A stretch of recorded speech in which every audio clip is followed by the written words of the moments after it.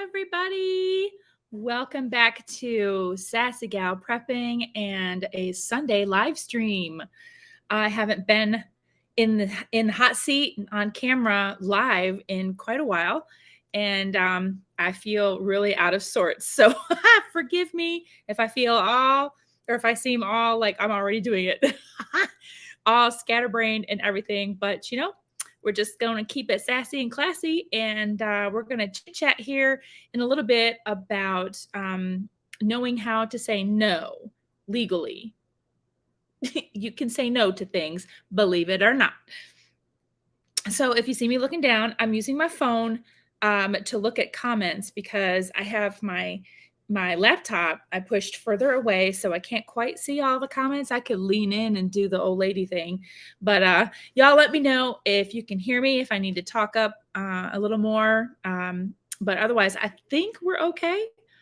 So I want to welcome Uncle Al. He was first in the house, and he's braving the storm out in California and being here at the same time. So I want to thank you, Uncle Al, for being here. You stay safe, though. Your safety is more important than being here. So and I want to welcome Sally from Tyler, Texas. Hello, Sally. Good to have you guys here. And so I'm just gonna, I don't know if I should just jump right in or wait a few minutes for everybody. But while I'm doing that, I'm just gonna have a sip of coffee here. Hey, perfect timing, because I just saw coffee first, then speak. saw you jump on as soon as I said I was gonna have some coffee. And we've got South Point Survival. Hey, welcome. We've been having quite a field day over on Instagram. I know some of you are on Instagram, some of you aren't. That's okay. But we've been having quite a field day over there with a lot of the events that have been happening and stuff. A lot of chatter is going on and stuff. So the reason I wanted to have a live stream today is basically because some of the chatter about bringing back the restrictions. You know what I'm talking about? Face coverings. Yeah, that's going to be coming back because of why? Because some new variant has been declared. And oh my gosh, we got to bring back all kinds of restrictions and control. So I'll try to talk in code as much as possible, but you know what? I really don't care anymore. I really don't care. Sorry, y'all. All right, so I will start in with, I'm going to share my screen here. All right. This was sent to me, I guess it was yesterday. And they were, this was whistleblowers that had come forward. The whistleblowers were from TSA and Border Patrol. And it was talking about these restrictions were going to be coming back in place. And it was going to start with TSA and Border Patrol. And while I do a little bit of scrolling, I hope you all can see this. So you can see right here that there's a preparation for full restrictions beginning with face covering mandates. Okay. As early as mid-September. Okay. Now, my main reason for coming on here is that I was preaching a lot of this in 2020 and 2021, that mandates, first of all, mandates are not laws. Okay. I want everybody to understand that. Say it with me. Mandates are not laws. Executive orders are not laws. Okay. So any executive order on a federal or a state level is just that. It is just an executive order. It's a declaration. It's not a law, because in our country, laws have to go through a process, has to go through a process of, Congress, and that would be the Senate and the House of Representatives would have to go through a process to bring about a law. So That's both at the federal level and at the state level. If that hasn't been done, there are no laws. And according to our titles, I think it's 2, 3, and 7 of the Civil Rights Act of 1964, there are protections for us as well that we could just say, yeah, no, I don't need to do that because it's restricting my movement, and my freedom, basically. So let's get into some of that. Let's welcome some people here. Hey, Nene, good to see you. Hope you are having a good Sunday afternoon. This folder that I have, I made, hold on. I can figure the buttons out. Okay, so this binder I made, it's called Legal. And in this binder, I have been collecting things and keeping things regarding legal things as far as my homeschooling, because we homeschool. So I have my notice of intent that I filed back in 2005 when I started homeschooling. So I have my notice of intent that I filed to the superintendent. I also have exemption letters for jabby jabs and also face coverings. I have those in here as well. I have forms for students attending colleges or universities regarding the jabby jabs and for the face coverings. And I also have forms for my state for opting out of the we call it VIS, but it's the Virginia Immunization Information System. I have that in here as well, copies for all of my family. I also have legal things, legal victories, legal cases that were won for about mandates, about who can require things of you, that kind of stuff. All of our legal wins regarding these things, medical freedom wise.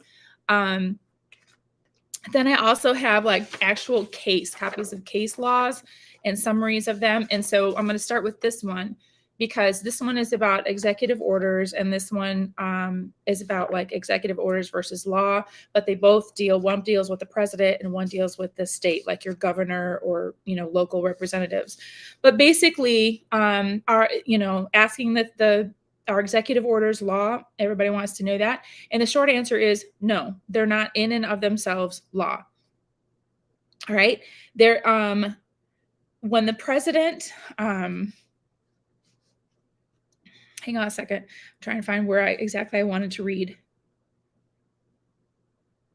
Executive orders may carry the weight of law, but only insofar as if the orders themselves do not violate the Constitution itself or any local, state, or federal statute which lawfully derives its authority from the Constitution. So basically, the president can direct one or more of his department heads to conduct their affairs in a certain manner. Those are the people that work for the president. That's directly them, but that's not us. All right. He can't direct a department head to violate the Constitution in any manner, nor can he direct the affairs of any entity not under his direct administrative authority as prescribed and limited by the Constitution. All right. So executive orders that the president would issue would be anything for like his immediate staff and his cabinet and things like that, things that are directly under him. That is not American citizens. Okay. Unless you work for him. So there is no constitutional provision or statute that explicitly permits executive orders. Hang on a second. The authority has been assumed by all presidents from George Washington on from Article 2, Section 1, Clause 1 of the Constitution.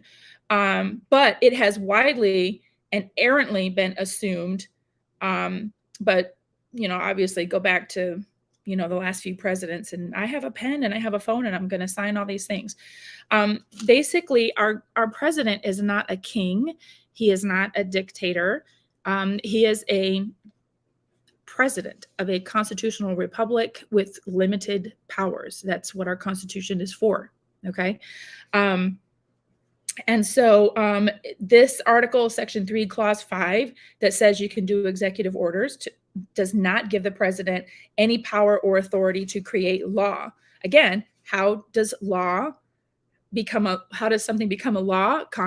We have to go through process, legislative branch, and that's in Congress, and that's the House of Representatives and the Senate. Same thing with your state. My state, we have the, same thing.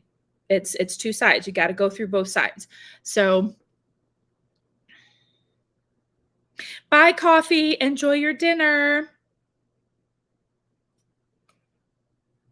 All right. So thus, does the president, Congress, or Supreme Court have any right, power, or authority to direct any government agency or group within that agency to violate Fourth Amendment protections? Nope, they don't. And there's a couple other things I just want to go through here quickly. Again, who has constitutional power and authority to create law? All legislative powers are granted that, okay? And the legislative means power or authority to create law, and that's not the executive branch. The president doesn't do that. He does not have that power. Y'all need to realize this, okay? Just because he says, I'm going to bring back this restrictions and I want everybody to do it. Well, that's great. He can say that, but it can't be enforced. He can't, make me do that because it violates a whole bunch of things. At first, it's just not even in his power to do so. Okay. So we could say no confidently. I'm not going to do that. I choose to not do that. You can choose to do it, but you can't make someone do it that doesn't want to, that has a sincerely held belief or actually has a medical condition, that kind of thing. You can't do that. Hey, McBean, welcome. Oh, but in for the thumbs up. Thank you. Thank you. Oh my gosh, 100 degrees by Thursday. Oh my word. We haven't hit triple digits in Virginia yet. We came close. High 90s, but haven't hit triple digits yet. Y'all stay cool now, okay? Be safe, stay hydrated. All right. All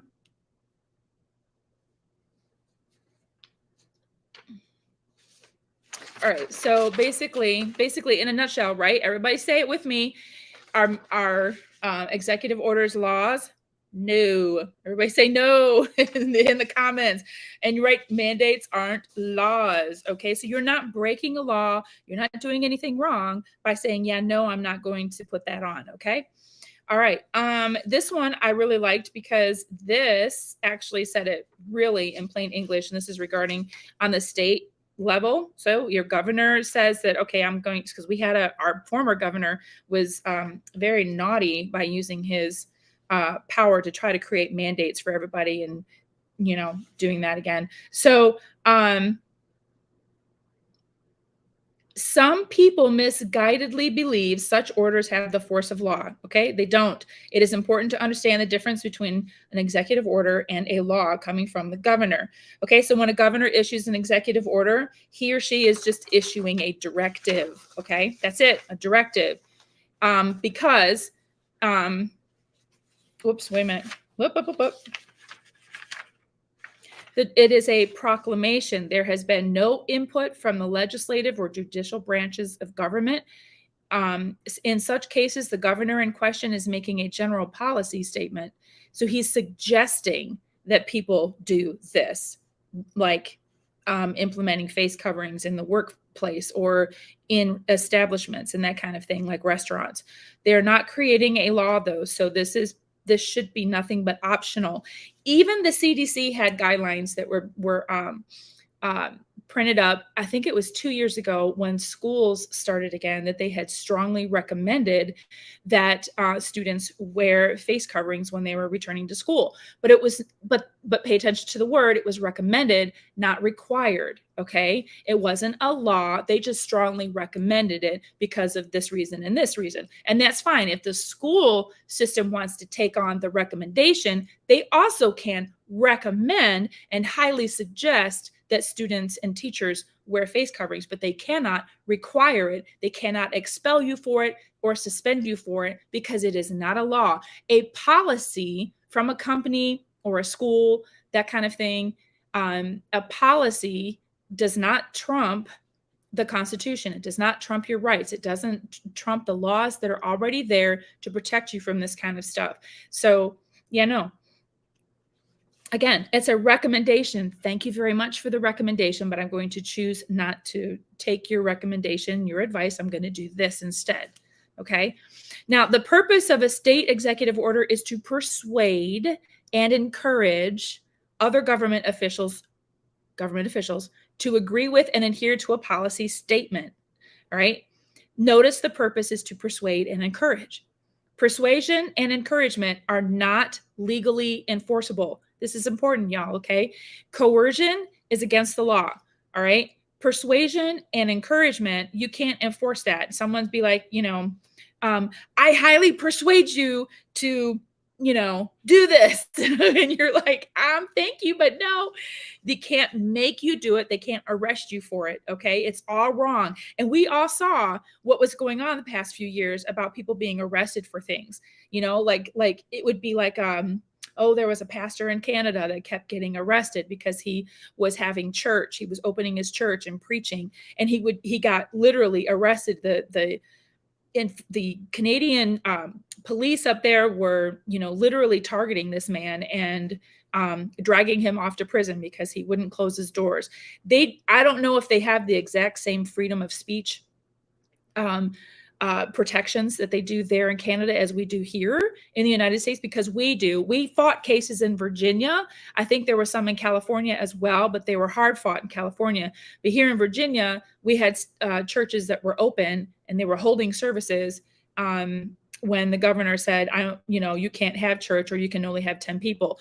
That went against everything, at least as far as Virginia, went against the Constitution, went against the First Amendment, all of that. And that church took our governor to court and won. So there you have it. Hey, Virginia Bushcrafter, good to see you. Oh, we need a no button. That's right. A no button. Love it. Oh my gosh. Okay. So here's something else that's big that you guys should, write down or remember is compliance is typically expected, but it's not legally obligated. Okay. So when governors issue state executive orders, they expect those within the governing body to comply. Get that? They typically expect compliance.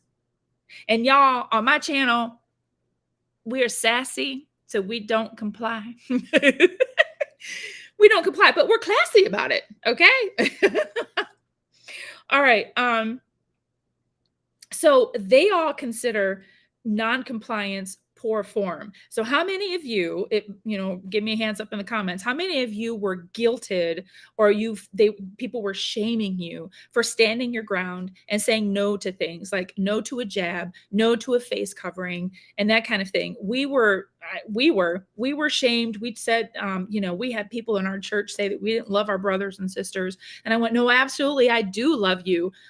Because I'm going to tell you the truth about this. You don't need to wear this. This is nothing but, a pull for power and that kind of thing. And I'm not going to do that. I'm not, I have rights. I have protections. Legally, I'm not breaking any laws. But to you, apparently, I'm making you feel uncomfortable. So you're shaming me. No, I'm not going to have it. And that's what trips us up a lot as individuals. Even, when we're filling our pantries with canned goods and long-term food storage and stuff, people are telling us that we're being, hoarders, or they're saying that, we're, I don't know, stealing all the food, that kind of thing.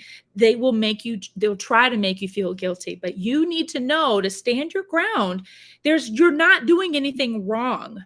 Okay, you're doing things to protect your family. You're doing things as far as your personal body. You're protecting your body. You have a sincerely held belief in the regards of religion. It could be something else, but either way, people will try to shame you and make you feel guilty for standing your ground. And we got to be strong. and know that you can say no confidently because there's nothing wrong with it. You need to understand that compliance is not mandatory. Okay? It's not, at least not today. It may be 10 years from now in compliance, but y'all, if we keep complying, then we're going to be giving more of our freedom away, more of our freedom, and they're just going to take it. They're not going to freely tell you that you can, say no. You have to do your research and know your rights and know the laws in your state and in this country. For example, there is a senator. He's from Oregon. Hang on, let me get his name. I wrote it down. Senator Jeff Merkley. And I think he might be United States Senate. I don't think it's state senator, but I don't know. But I saw a video that was shared with me. He was at Reagan National I can't talk.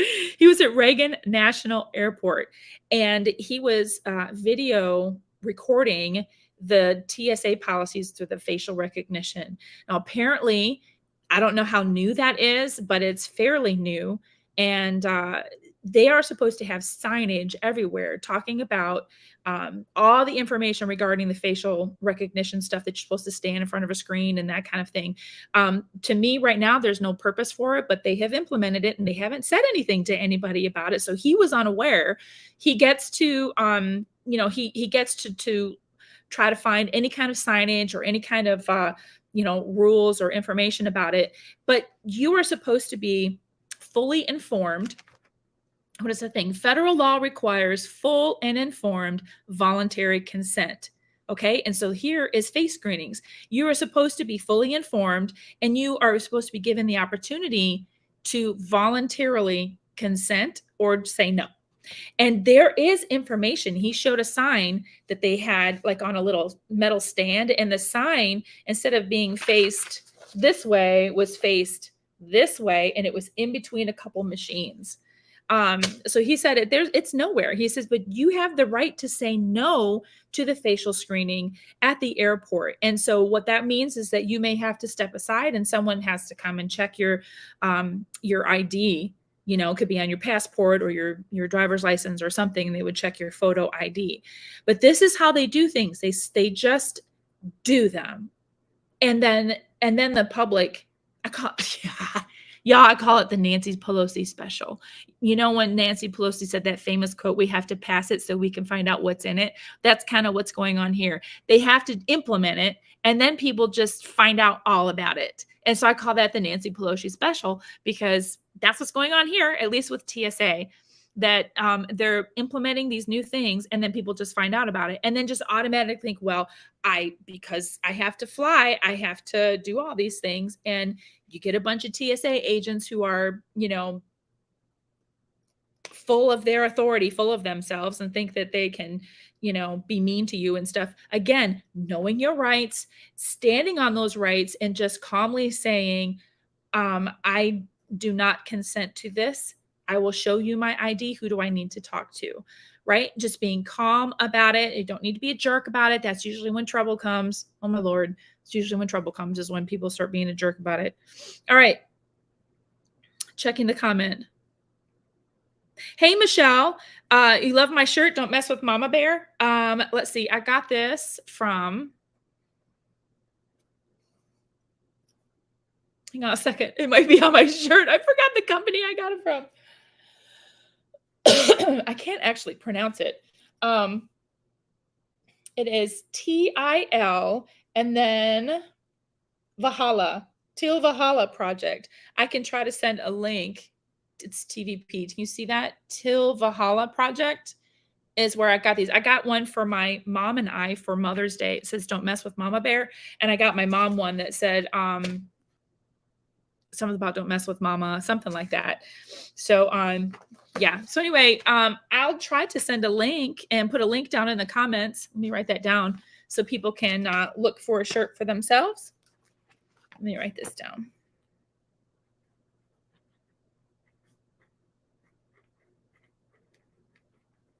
I believe proceeds from these t-shirts went to something like maybe veterans or something, but I can't be for sure on that.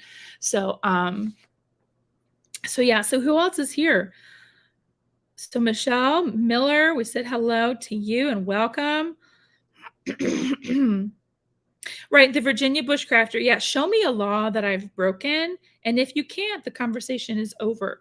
Right, and you know, Uncle Al says I have a mallet for shamers. On his videos all the time, he was always like, having up the hammer, and he's like, kick him in the nuts. Dragonflies or Ozarks, welcome. Yep, get ready. It's coming. Hey, creative redundancy. Hey, CR. High five. Thanks for hitting the like button, you guys. Thank you. Thank you.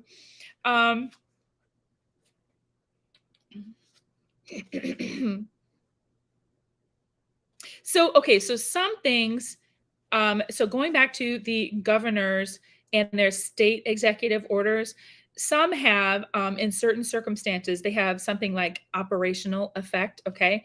They have the force and effect of laws. And one instance would be if a governor declares a state of emergency, then issues a curfew, it is legally enforceable. So let's say you've got some ruckus happening in your city because of, I don't know, certain things. People get upset and they, stage protest. But let's say that happens and the governor realizes, oh my gosh, there's, this is out of control, and he would declare a state of emergency to clean this up. Or, okay, let's say it's a hurricane. That would probably be a better one. Hurricane comes in and it wipes out a city, and there's all kinds of like looting and riots and things happening because of that. Lawlessness is going on, and so he'll impose a curfew. He'll declare a state of emergency, and in that he has the power to impose a curfew, and that is legally enforceable. Such an order would be issued to governing officials but would affect citizens because law enforcement officers would be acting in accordance with the order to make an arrest if someone violates curfew. I hope that makes sense, because that, in that case, yes. Okay. And it would be needed. All right. So something else that you want to remember is that there is no mention of executive orders in state constitutions or in the U.S. Constitution for that matter. Governors and presidents have justified their legal use of such orders because of certain implications in Article 2 of the Constitution and similar articles in state constitutions. All right. So that's just for informational purposes. But you need to know that there's no mention of executive orders in state constitutions. All right. So we talked about laws. And how, a bill, you guys remember Schoolhouse Rock? I'm just a bill, and how a bill becomes a law. Okay, so everybody go watch Schoolhouse Rock again. See what happens when you take away Saturday morning cartoons? Kids are just like, they don't know anything anymore. Mr. Rogers, take away Mr. Rogers. We don't know how to be nice to anybody. Take away Electric Company. We don't know how to put phrases together. Sesame Street, they've gone woke, so whatever. Yeah, I need to have a sip of coffee.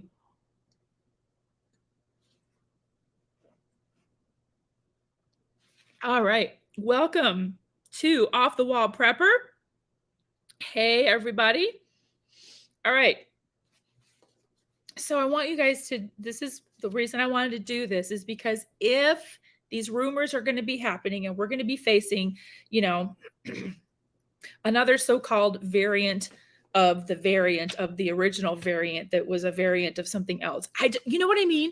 If we're facing that again, okay, and they're talking of, bringing restrictions back, I want you guys to know that, you can say no. And I'm here to help you hopefully understand the difference between executive orders and laws.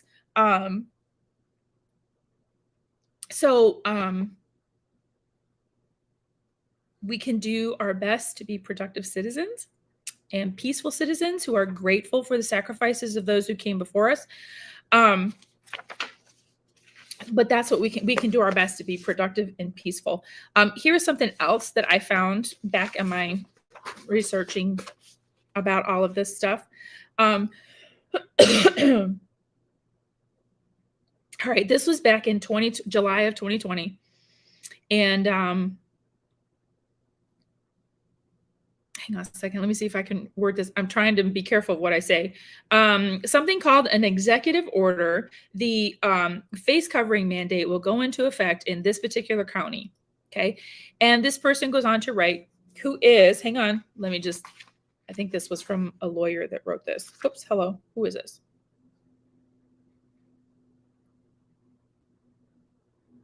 I don't know. Darn it. I don't know who the author is. Okay. Anyway.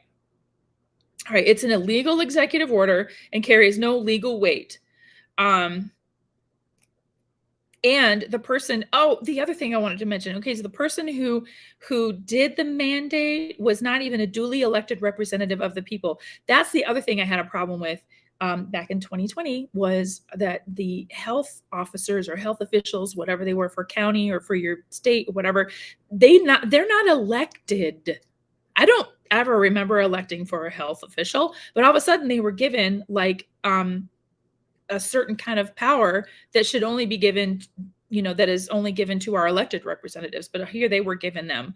And so this is the argument that some people were made that it was even an illegal executive order because the person who issued this mandate was not even a duly elected representative of the people. And this person goes on to say governors, mayors, and health officials are not allowed to make laws according to the U.S. Constitution and state constitution. That is correct. So why was all of this going on? There was nobody holding anybody accountable during this time. At least Virginia, we kind of were doing some things with Lord Northam when he was in office. And then even then, the state of emergency, gosh, that went on forever. Didn't that just even the national state of emergency just like stop? When was that over? Like they held that on for 3 years, I think. Okay, so, and then here's something else, because I used to have people tell me all the time that I was being, what was the word? Not compassionate, I think, because I wasn't wearing a face covering. And it's not about that. I am compassionate. And so let's say you invite me over to your house. So I used to go to, during 2020, I was going to a lady at her house who did hair because the hair salons, nobody was open at that time. So she did hair and she was doing it out of her home. She just asked, because she is health compromised, she asked people when they came in to wear a mask. Because I was going to her home and because I respect her, I wore a mask in her home. Okay. I wore a mask over to my neighbor's house because the woman over there, she has some health issues and she asked me to wear a mask and I did. However, when you are coming to my house, I'm not going to wear a mask in my house in front of you. Because I'm in my home. And I guess if you were coming to my home, you would wear a mask, right? So that lady, like my neighbor across the street, she didn't wear a mask, but I wore a mask in her house. This is interesting. But when I'm in my house, and if you're going to come to my house, I'm not going to wear a mask in my own house. All right. I would expect that you would, because you are the one that is immunocompromised. Okay. Because you go out in public, you wear a mask in public. I remember patients that would come in, into our church. I remember seeing a dear woman who was going through chemotherapy. She wore the mask, not the entire church. She wore the mask because she was going through chemotherapy, right? And so what did we do in respect with her? We didn't get close to her. We didn't obviously touch her. We did talk with her, but we weren't hugging on her, kissing on her, shaking hands or anything, because we didn't want her to be able to get any germs, right? I mean, coming from us and touching her. If I was sick, I would not be going over to anyone's house. That's just a respectful thing to do anyway. If I was going to be going into a health facility and maybe a nursing home or something, I would wear a mask in there because I understand that that's a different kind of situation. But I'm not normally going in there anyway. So that's a different situation. but there are certain businesses. Let me get to this next thing. But yeah, like when we were at church, there was a big discussion about that as well, is that people were wanting us to cover our faces in church, because I don't know why. I still don't understand why. I'm thinking, if it bothers you that much to come to church because of germs and you're afraid you're going to get sick, then that's why we had live streaming.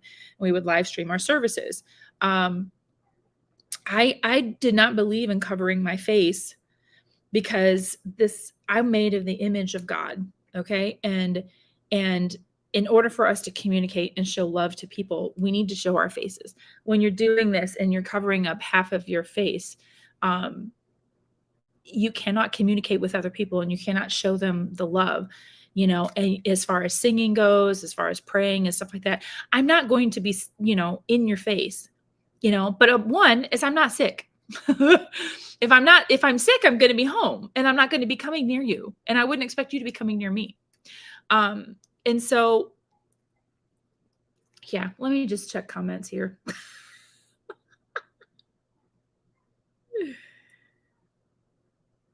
Oh gosh, hang on. What am I missing?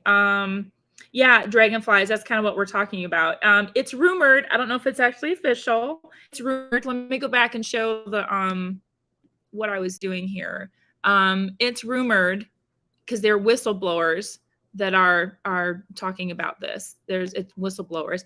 Oh, and the other thing. Okay, I'm sorry. I'm skipping around a lot, you guys.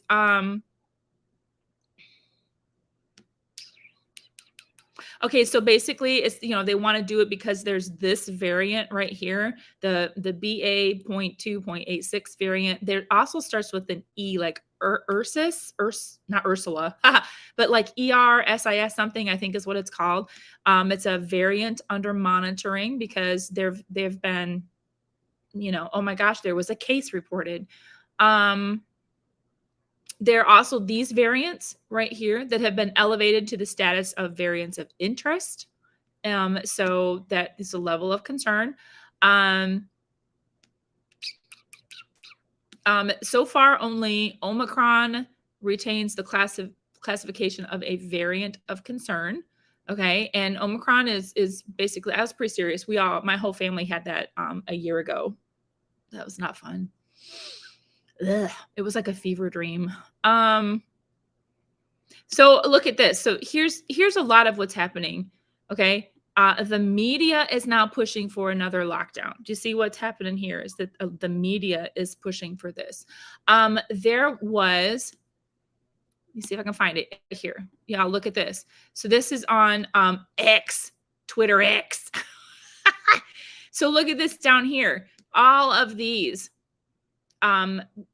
media companies. Okay. We have, let me see if it'll start over. Okay. So we have CBS, we have NBC, all saying the same thing. Bridge, The Guardian, CNBC, ABC News, Washington Post, Times of Israel, Reuters, and New York Post. All of them are saying the same thing.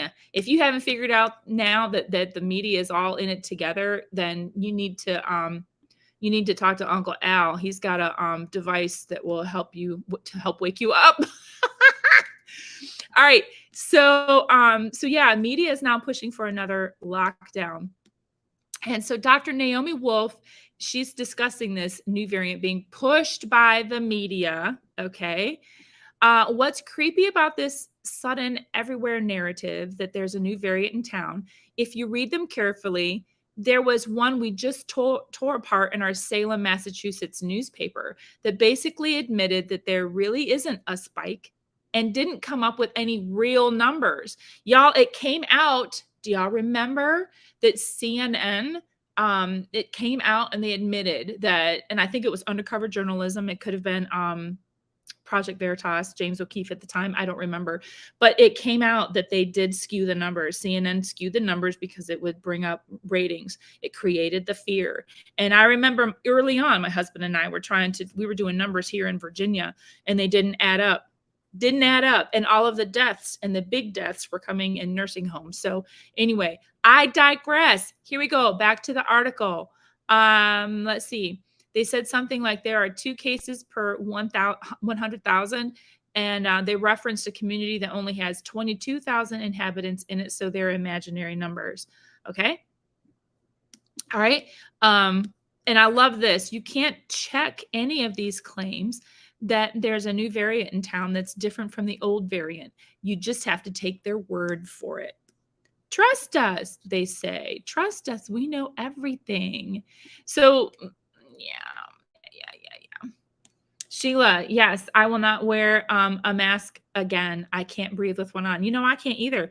Every time I put, when I had to go to the doctor, I had to wear one. They just, ugh, they wouldn't let me do it. And even I tried to even, use all my legal jargon, and I had my folder with me. And they were like, no, I'm sorry, you got to wear it. But anyway, yeah, as soon as I do that, I start coughing. I can't take whatever is in those masks. I can't do it. And so I would wear it below my nose. And signs were up in the doctor's office that said, the entire time you hear it has to be up over your nose. And I'm like, no, I refuse to do that. I'm coughing every time I wear it. So, yeah, no, I can't do this. But, yeah, every dang time.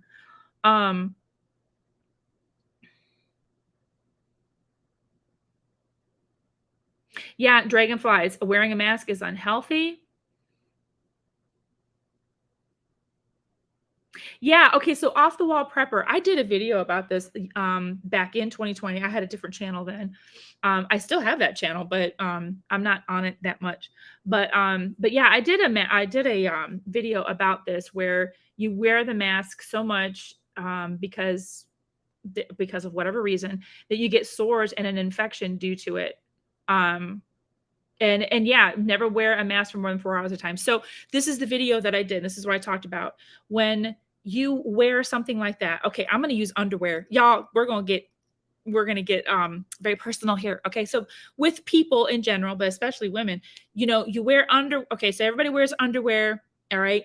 And just in the course of the day, this is why we need to change our underwear every day. All right.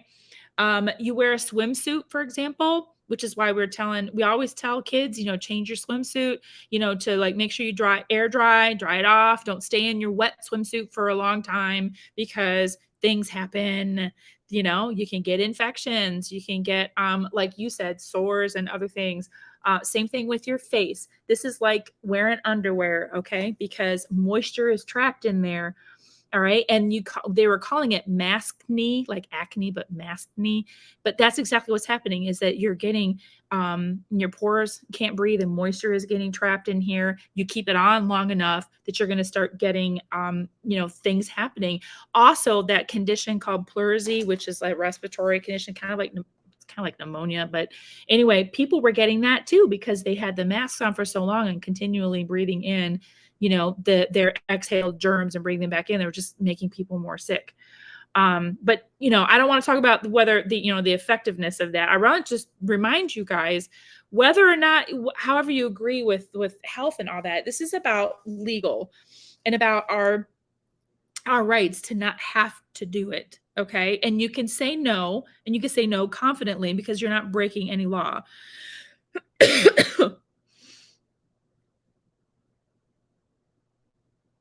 Oh gosh, you were given a list of variants from a nurse before they ever came out. Kind of like the indictments of a certain former president that they were released before the grand jury ever announced how they voted.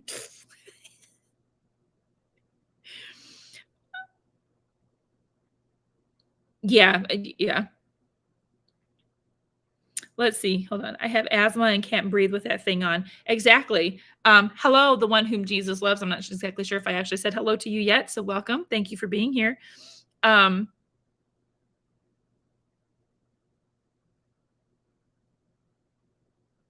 Oh, you got a strike on your channel off of, yeah, it's just like you have to talk in clues and in code when you're talking about certain things. Yeah, show up to the doctor with a rebreather. Yeah. And you know what? Off the wall, I do know that YouTube has, they would come along and hit certain channels and go back like years, in actually give you strikes or things based on comments you said like 10 years ago. I do know that that's a thing. Hey, CR. Oh, here we go.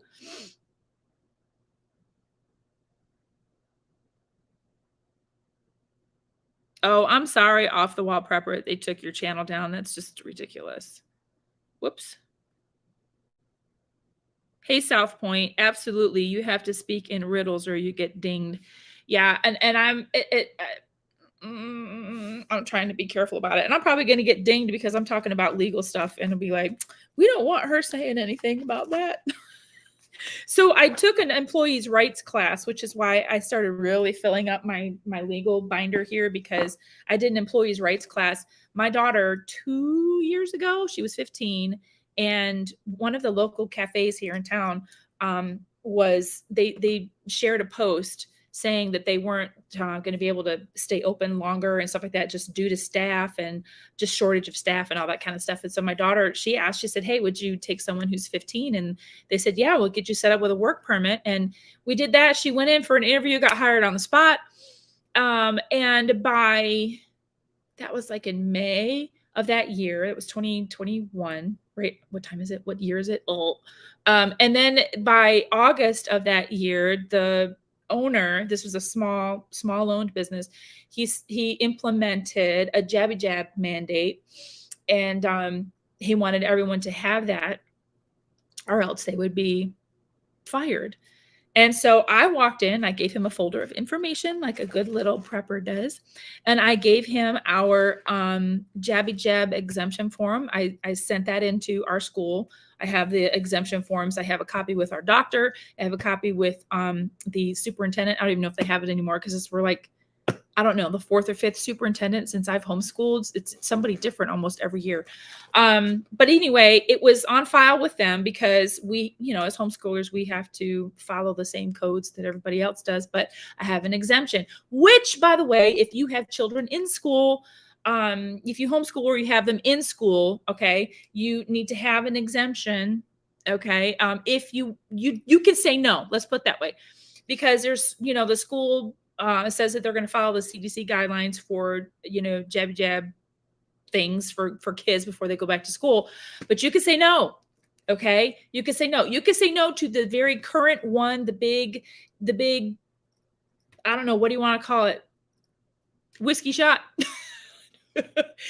You can, anyway, you can say no to that one because it is still, even though it is approved, I don't think it's actually FDA approved. I don't think that it's actually approved for what we have here in the United States. The one that was approved is not even available in the United States. So I do think it's still EUA. But regardless of that, and you have a bona fide conviction and a belief against certain jabby jabs for your kids or for yourself, you have the right to say no to that. And they can't exempt you from school for that. Okay. Now you may need to have an exemption form, and you can fill out a religious exemption form, and you can say, well, sassy gal, I'm not a religious person, and that's fine. But it's about beliefs. And so if you have a bona fide belief, conviction that yours, like, I'm not sure about that particular one, I don't think I want my kid to have that, you can say no. Okay. I want you to know that you have the power to do that. Can the government mandate jabby jabs? Okay. What if they are approved by the FDA? Okay. This is my employees rights class that I was in. Okay. So legally, no, they cannot. It doesn't matter if the jabby jabs are approved or not. You still have authority over your own body. The government is putting pressure on the businesses. And of course, the businesses were getting money for that to do, the government is putting pressure on the businesses. Can the government require women to have hysterectomies and men to have vasectomies because of the overpopulation crisis? No, that will be next if people don't stop complying. This is medical tyranny that we're talking about, and I fight for medical freedom a lot. And so this is a thing. You can say no. Okay. And then if somebody wants a form and they don't accept, you're like, yeah, no, I don't like that. Then go ahead and give them the exemption form. Okay. I mean, and you can fill one out. You can write a letter. I wrote a letter. I don't know if a doctor would actually really want a form now, but I wrote a letter saying that the administration of jabby jabs of any kind conflicts with my strongly held beliefs. So yeah. So, I mean, I'll be happy to maybe talk with you on the side if you want that, or, show you some places that, templates that I got to send in and do that kind of thing. But your job cannot require you to get tested or wear a face covering, even if you're not jabbed, and that's what was happening with my daughter is when she said that I don't have to do this, then he's, to get the jabby jab. And he said, well, then you have to wear a face covering. She says, no, I don't have to do that either, because, and she started citing off all of the law stuff that I gave her, all the Title 2 and 5 or 2 and 3 and 7 against from the Civil Rights Act of 1964, that kind of thing. And he's like, ugh, and she's like, no, I don't have to. You have to prove that I am a direct threat to your business. And that's why he fired her. He said, because you're not doing any of this, you are a threat. And he said, then you are insubordinate. And so I'm going to fire you. So he was such a small businessman. I would have loved to have just kind of like threatened him with the law, but oh, well, that didn't happen. But one of the things was that he was going to have to actually prove that my daughter was a direct threat. And direct threat legal definition. Absent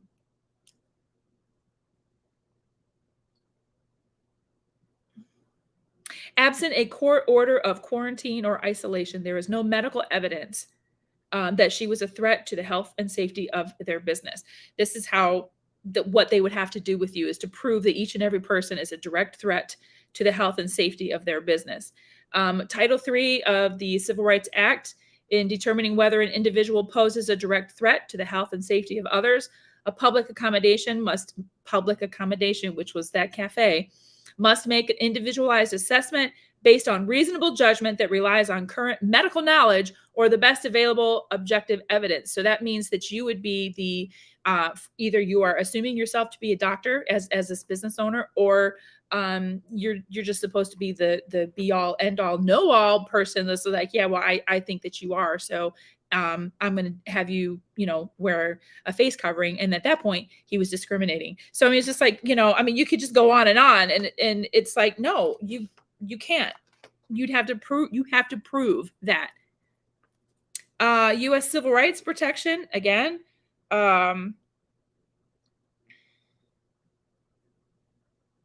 They can't make you not go into the store or to the library because it is an establishment. A private business has a legal classification as a public accommodation. According to Title 3, Regulation 28, CFR, blah, blah, blah. Your private business serves the public and therefore must abide by all state and federal laws. No business policy supersedes the law. Okay? These are things that you can tell your boss. You can tell. I sat down with a lady in the library because she was talking about how we had to have a doctor's note to enter the library saying that we were okay, and I was like, no, we don't. No, we don't. And so I sat down with her and just showed her a few things, and she was like, oh, because I told her, I said, no one is violating an executive order here, you or us. So anyway. Oh, I missed saying goodbye to Uncle Al. Boy, are they really dealing with the storm out there. Oh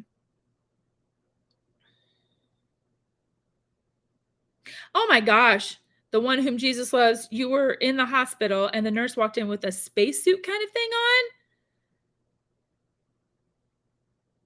Yeah, religious exemption, they can't ask for proof. That's exactly right.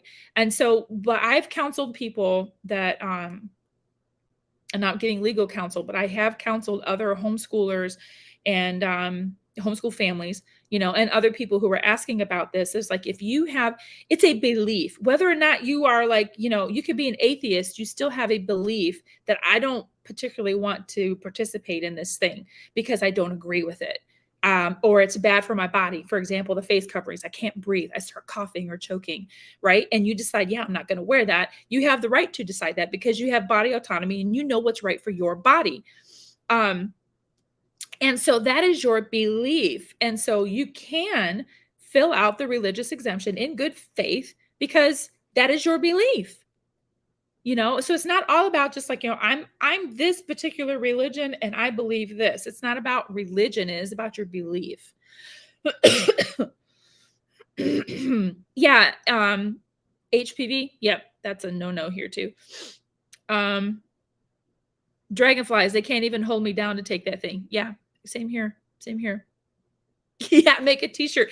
Actually, there is somebody. I need to go find out who this is. And I'm going to write this down. There's a t-shirt out there that says fully immunized and then as God made me, something like that. Another t-shirt I got to look for. And that's the other thing I wanted to address about this as well. I might as well just kind of morph into that, is that we were born with immune systems that were beautifully designed. And our creator designed these systems, and they know how our immune system works. We are able to combat germs and viruses and things like that. All right. And so what we want to do is we can't avoid these things, because in our living and breathing world, okay, everything out there are germs, viruses, bacteria, this, that, and the other thing. There is a biome out there that we interact with on a daily basis. All right. Things that we're breathing in the air. Okay. Our body has a filtration system at all our organs, from our lungs to everything from our nose into our lungs, into like our liver is a big filtration system, our kidneys are, and our body knows what to do. Okay. Which is why it's important to take care of it. We weren't born with a faulty immune system, so we don't need to be jabbed and improved upon or whatever. The system works just fine. What hampers our system, like just because we get sick doesn't mean there's something wrong with our immune system. In fact, our immune system is working properly. When you notice that you're sick, that means that your body is trying to get rid of something that has invaded it. So y'all watch Bill Cosby and the Cosby Show way back when, and he was talking with Rudy, and she got sick. And of course, he's the doctor on the show, right? And he's telling Rudy, well, the virus in your body, and it wants to come into your body and into you, and it wants to have a party. We're going to have a little party. That's just what a virus wants to do. It's looking for a host to have a party. And what you want to do is make sure that your cells are healthy and functioning, and that your immune system is that you just keep it healthy and it will do its job. And you are not born with an unhealthy immune system. Now, I understand there are certain cases, I'm not stupid. People can be born with compromises, because that's just how it is. But the majority, the vast majority, and the traditional thing is we're all born with immune systems that are doing their job. And it's everything else in the environment that tends to tear down that immune system. So it's up to us to make sure that we are healthy on a cellular level. That means we get outside and we get exercise and we get sunshine, we get fresh air, we are eating healthy, we drink water, we stay hydrated, right? And so these things will help keep us healthy. And when the cell membranes get worn down, that's when viruses can get in better. So which is usually why older people would end up getting really sick from something as a common cold. Would be something that could be dangerous for them, because they have, their system may be just worn down so much. Usually with babies and infants up to 2 years old, their immune systems and their nervous systems are developing.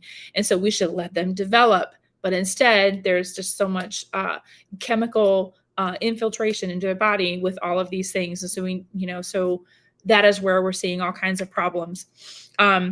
Anyway, I sidetracked there, but sorry about that. It's important to keep our immune system, which is beautifully designed, working properly. And that's the other thing is by face coverings, we are blocking the first defense of our immune system, which is our nose and our mouth. And this is actually, our nose is as the first defense system, is that it filters everything through there. All right. And then it gets in, and things will get in our sinus cavity, which is why we have in the back here, we have all this mucus, And that is actually to help collect things, and it'll flush down through, like when we're drinking water and we're eating and that things, and it will go in the body and out. Okay. And that's a natural thing. It may sound gross, but that's actually what it does. And that's something else why I've always preached about on my channel too, and preparedness to help keep your body well, healthy, is making sure that you gargle. You can even just rinse your mouth out with water, and you can gargle with water. You can gargle with salt water. Gargling with mouthwash a couple times a day will help keep the bacteria and the germs, which is like, when it collects back here, that's another issue of helping us, get sick, that we want to keep that clean. So, gargling, rinsing your mouth out. Okay. So when we're blocking this and then we're repeatedly, we're not helping ourselves this way. Actually exposing our face and letting the nose and the mouth and everything do its job of filtering out things. Okay. Not isolating ourselves. Isolation caused more problems. I'm sure you all agree with that. And I'm rambling and I'm getting, and I already hit the hour mark too.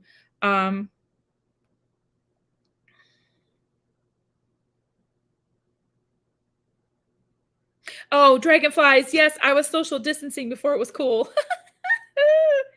Hey, CR, I'm glad you're still here. Yeah, straight out of the Jetsons. Oh my gosh. Oh, the herd immunity. Now that's just, oh my gosh, that was another term. It's like, they want to come up with all these things to make herd immunity. Oh my gosh. And jabs don't help. They didn't help that at all. Oh, CR, you went for an hour walk before joining. That is awesome. I'm glad that you are getting outside, that your weather is nice for you to get outside. Yeah, this cough. Okay, so let me talk a little bit about this cough too. I was sick like the whole month of July. Had a mysterious virus. It really was. It was an upper respiratory virus, which I knew. And I was able to, I caught it early, but the doctor said that, she's seen just about everybody in Winchester, I think. She just said, she's seen about everybody. And she said this cough just lasts a long time.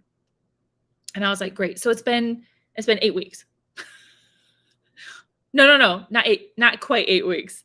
Not quite 8 weeks. It's been about 6. Let's see, we're in mid-August, right? Yeah, so about 6 weeks. And it is fine. I can inhale and not have a problem. Just every once in a while I get, like in the morning, I get a couple coughs out and then I'm fine. But it was a lot of coughing there for the longest time. And then right after that, about a week after I went in and got diagnosed, I had this just rash everywhere. I had all kinds of red allergic blotches and spots all over my body.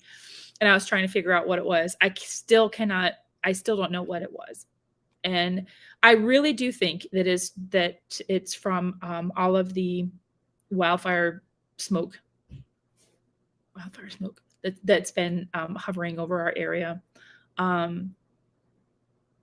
Because there were a couple times this year where I was having some issues breathing and things like that. And so I just kind of wonder if I was really sick, or was it just something that got in there and was just really irritated. I don't know. I really don't know.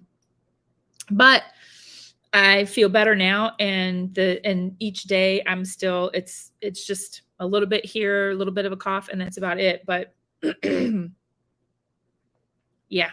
And when I start talking too much, and so now, of course, it's like at 5 o'clock here where I'm at. So the end of the day, I start getting, I'll start getting tired. And if I'm talking a lot, I still get the cough. So, yeah, maybe from the smoke, I think it really had something to do with it. And there was like only a couple days where I really noticed there was like a clear day, and I was like, oh, wow, gosh, I haven't seen that bright blue sky like ever since like May. I don't know. I don't really know when we actually got started down here. April, maybe. I can't remember when all of it started, but we had some really bad ones come out this way. And yeah. Yep, a lot of people do have this, and it's crazy. I want to see, there's so much more I wanted to share with you, but I think I covered most of what I wanted to say to you.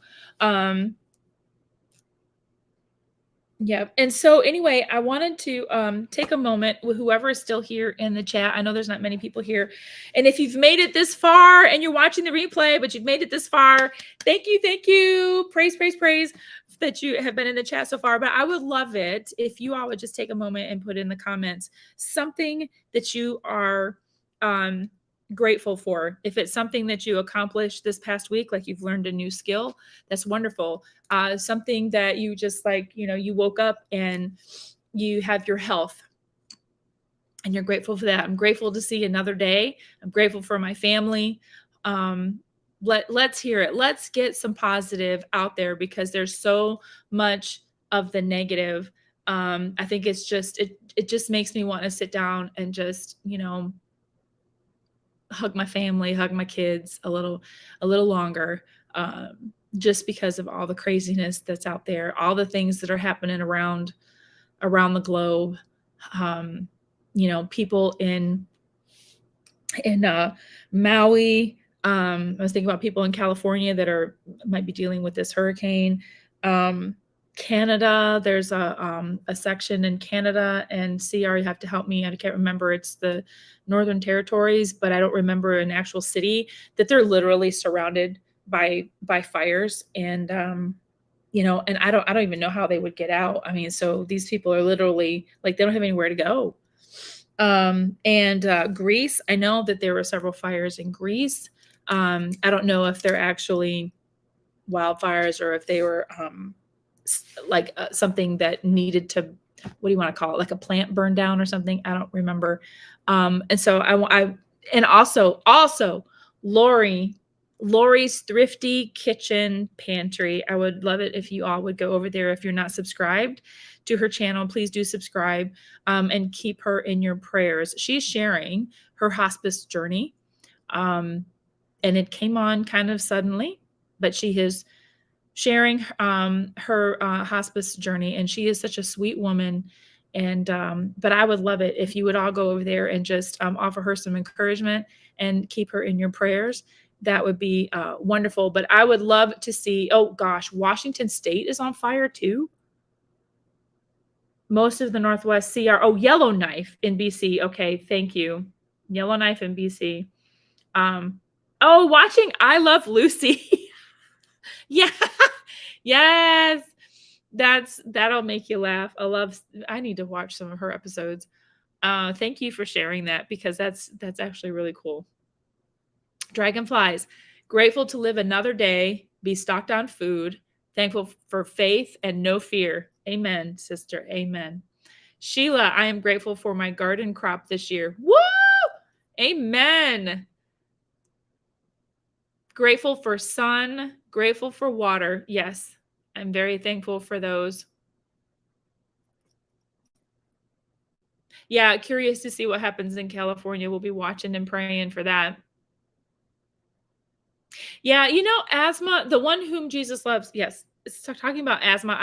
Even though I don't have it, because but I wonder, because when it gets, when the humidity gets really bad, when the dew point gets gets up in the 70s, the dew point, I'm not talking about the humidity, but the dew point, when I watch that number, and when the number starts getting about 65, I'm just like, whoo, yep, it's a little humid. But when it gets up like 73, 74, 75, I'm getting like, I can't breathe kind of stuff. And so there's a friend of mine who loves humidity. And she's like, oh, I do so much better in that. And I'm like, I can't breathe. I'm outside and it's like oppressive. I feel like I have everything on my chest and I can't breathe. I was prescribed an inhaler. I haven't used it yet. I think I'm just trying to save it for something came along that was really bad. But yeah, I don't know. You didn't develop till you were older. Oh gosh. I don't want asthma. Yes, young women, cancer and miscarriages, y'all. That's something else. That's a whole different video. I could go on and on with that. But anyway, thank you for sharing the gratitudes, because that's very happy stuff to think about, all of the good things to focus on instead of all this other crap that's out there, and all of the um while we can um I'm out here on the East Coast of the United States, and I can sympathize with people. I can, have empathy and that kind of thing. Um, I'm also taking time to watch and learn, not only just to pay attention to how things are being handled. That's one thing. Um, I think I got the first glimpse of how bad our government handles things was it was I don't know if it was after 9/11. I think it was Katrina, I think, is when I started waking up a lot. And I started questioning things from 9/11 on, but yeah. Um anyway, I've been watching how things are handled. So, like from Katrina, for instance, how all these people, like, oh, I better make sure that I'm prepared for this, and this, because ain't nobody going to help us. And even if they try to help us, it's going to be so mismanaged. And just going on from there, from all of watching devastations, from earthquakes, tornadoes, these things. And while I do, it's devastating to communities, and we try to help where we can. It is also something to just, on another side, watch and see how these things are handled, and just realize I got to be prepared for like everything. And it's very sobering. Talking with South Point Survival um, earlier on Instagram, and we were talking about, there's just only so much you can do. You can have this bug out bag for this and this bug out bag for that. We had an active shooter in our area, in a neighborhood, not just at a store, but it was in a neighborhood. And the police had this person barricaded in a house, but they had to evacuate the neighborhood. And we were in that area and were locked down in a Starbucks restaurant. And not a good time.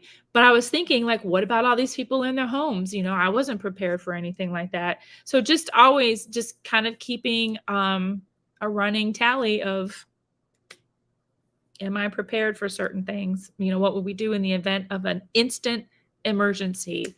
So yeah. So anyway, y'all, I appreciate for being here and for commenting and chatting. It really means a lot. Oh, Yoda. You want to see Yoda? You want to see baby Yoda?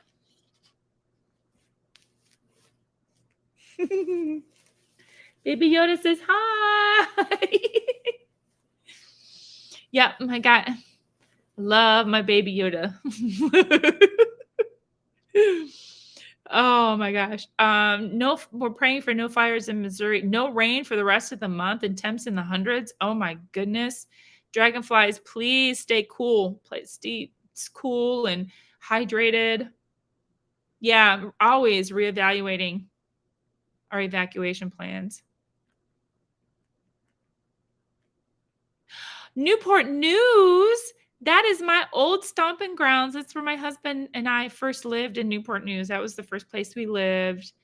We stationed there in the Air Force. Oh, use the force. Boy, I tell you, CR, I wish I could. Hang on.